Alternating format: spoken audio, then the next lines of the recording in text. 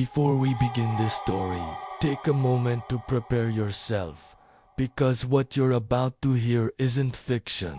These are the kind of stories people whisper about, but rarely talk about in public. Stories that happen to ordinary people. People who swear that what they experienced was real. And sometimes, when we talk about these things, something out there might be listening. So if you're alone right now, you might want to turn on a light, because this story begins on a quiet night shift in a forgotten building near the coast of Massachusetts, USA. My name is Hassan, and a few years ago I worked as a security guard at an old industrial complex called Black Harbor Facility. The building had been around since the early 1970s, back when the harbor was full of cargo ships and factories. But now most of the area was abandoned. Empty warehouses, rusty gates, long, silent corridors. At night, the place felt completely dead.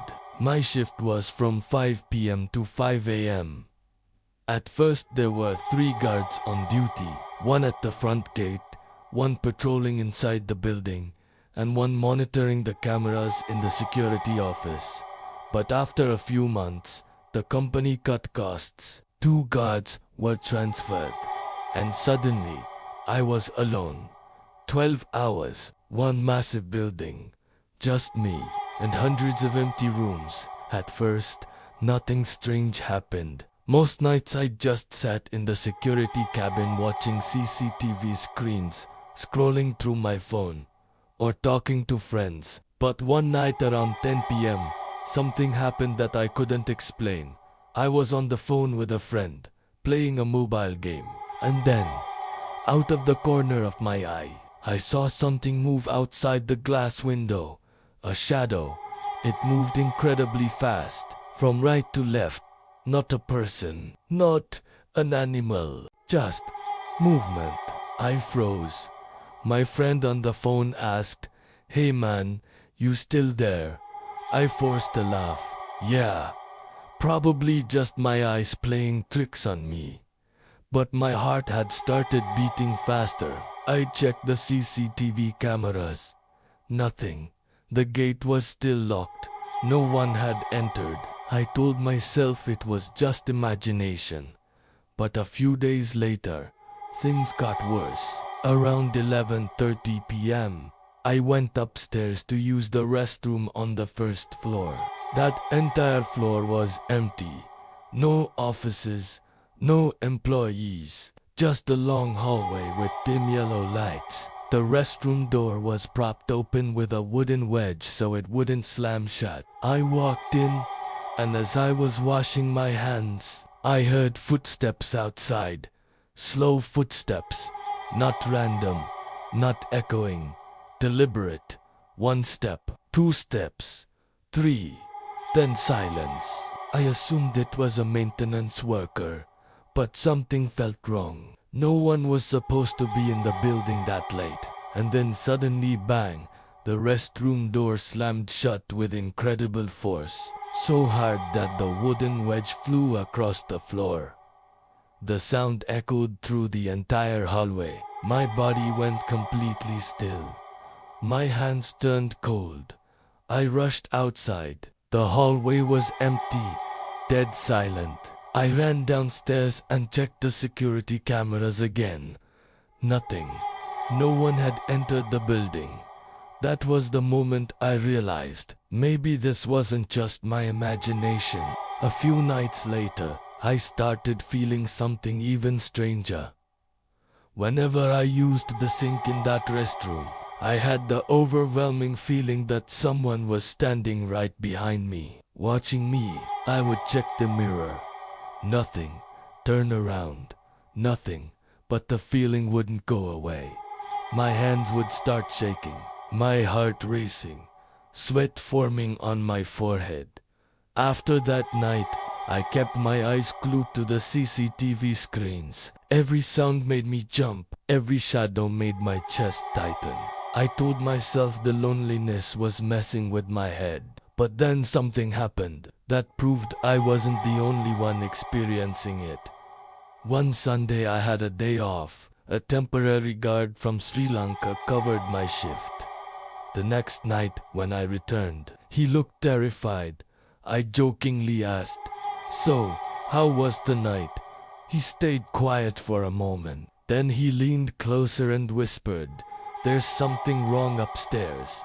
My stomach dropped. He told me that while he was eating in the pantry, he heard a baby crying somewhere in the building. At first he ignored it, maybe a stray cat. But then the sound came again.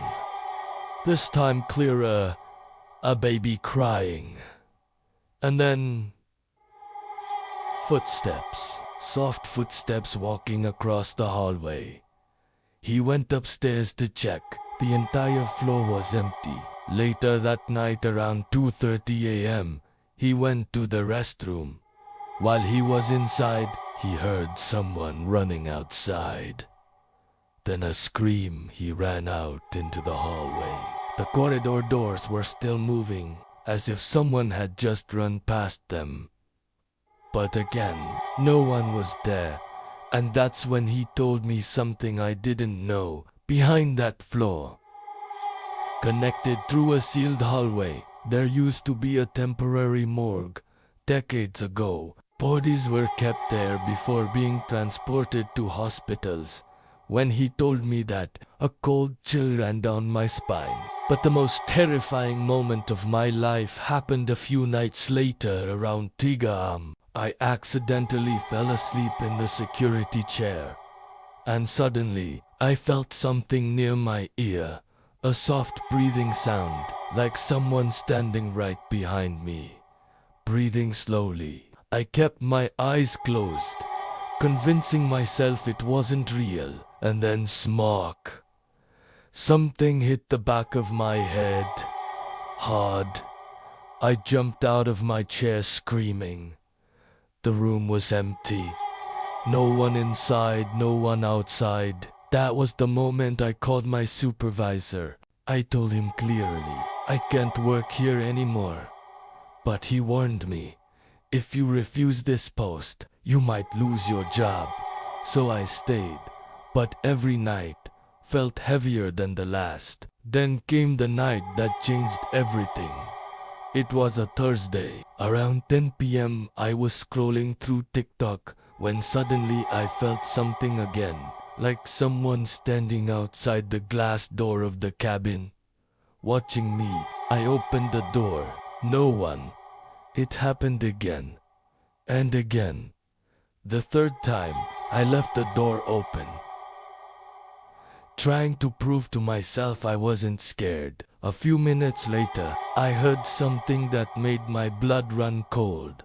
Children crying. At first one, then two, then multiple voices crying together. My throat went dry. Sweat started running down my face. But I had to do my patrol. The staircase leading upstairs was narrow and dark. All the office lights were off. Only one dim light glowed at the end of the hallway. As I reached the top of the stairs, I froze. About 30 feet away stood a woman wearing a long white dress, her face pale. Beside her stood a small child, also dressed in white. They slowly walked toward the restroom hallway. I stood there, unable to move.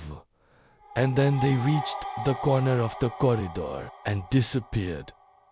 There was no door, no turn, nowhere they could have gone. They simply vanished. My flashlight slipped from my hand. I stepped backward, missed a stair, and fell down the staircase. I ran straight to the gate. That night I told my supervisor, either transfer me or fire me. A week later, my transfer was approved. I never returned to that building again. But one question still haunts me. If everything I experienced was just imagination, then why did the other guard hear the same sounds? Why did the previous guard quit suddenly after working there? And who were the woman and the child I saw that night? Because some places in this world look empty, but they're not. Sometimes you're never really alone.